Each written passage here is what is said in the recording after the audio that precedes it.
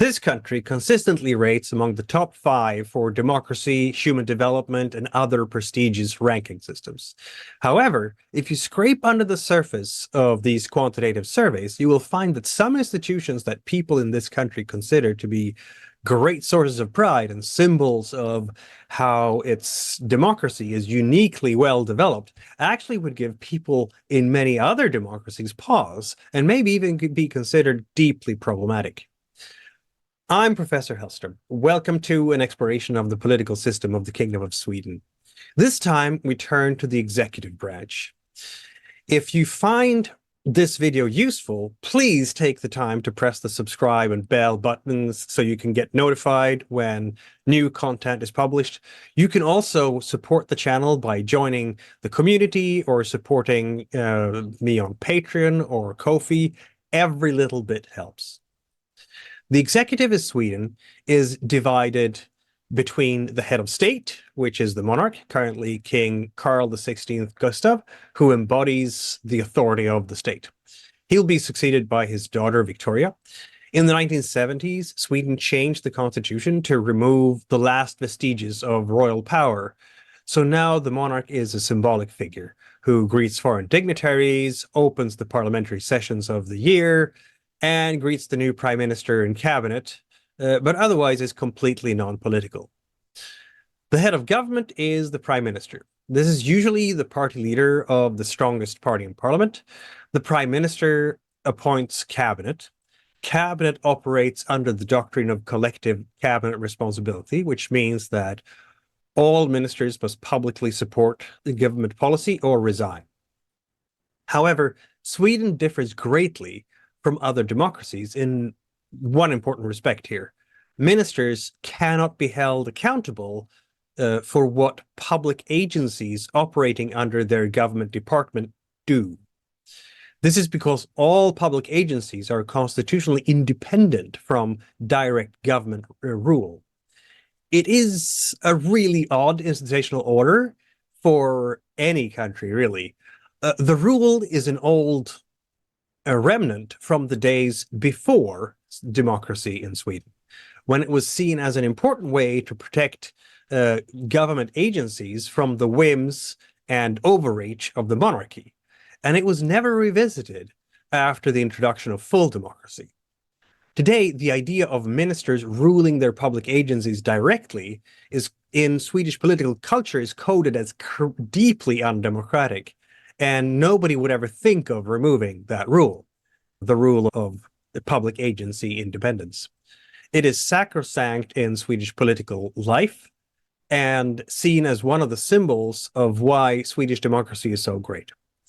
It's an odd social reflex, given that every other major democracy I'm aware of operates with ministerial responsibility. In Canada and the UK, ministers regularly have to leave office if public agencies operating under their responsibility do something bad. And many Swedes would probably be very surprised to find that their order is not at all the norm in other democracies. So how do the Swedish government run government, the public agencies, under its auspices?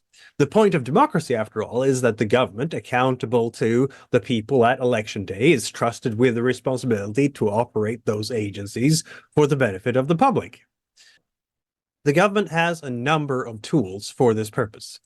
Lawmaking, of course, letters of mandates to the public agencies, budgets, it does set the public agency budgets, appointments, the structure of the public agency, and informal steerage. Laws set out limits and mandates for the various agencies. The government also sends out letters of mandate detailing policy objectives for the agencies.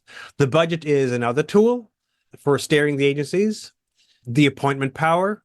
Each public agency director is appointed by the government. The most interesting, though, and possibly most problematic tool, however, is informal steering. Phone calls, meetings, and so on that the minister has with the public agency director can be used to get the public agency to do what the minister wants it to do. Of course, informal steering is not subject to public scrutiny, since it, by definition, will not be documented, which actually makes it harder to hold government accountable for actions taken by public agencies. This is further compounded by the Swedish constitution's law of transparency.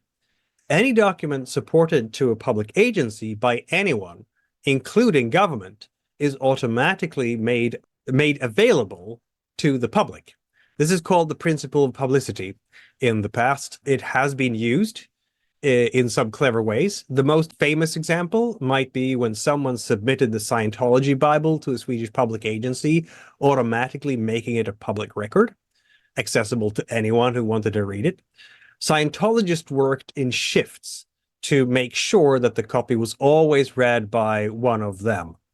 I don't remember how that affair ended. For the government, this also means then an increased awareness of how to steer public agencies. Letters of mandate to the public agencies are always public records, which means that if the government wants the public agency to do something very sensitive or controversial, the recourse will be an informal steering to avoid making a paper trail. In a way, then, the Swedish ministers enjoy the best of both worlds. They have all the powers of ministers in other democratic countries in guiding public agencies, but very little of the accountability.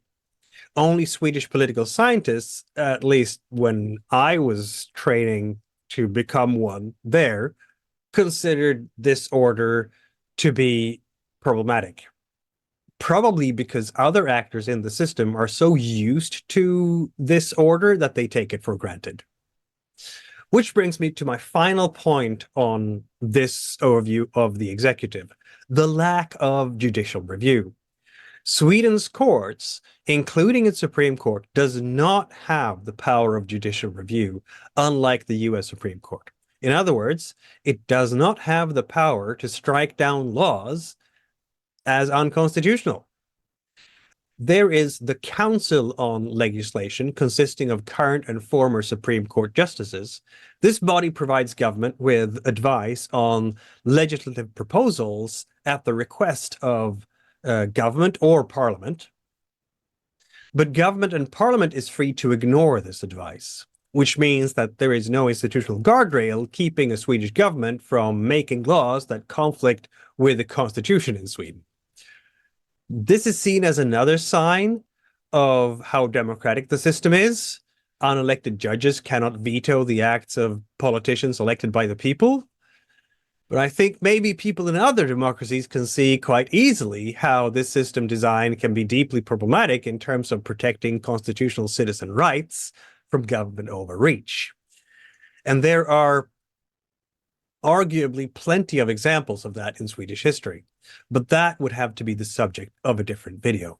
I hope you found this useful.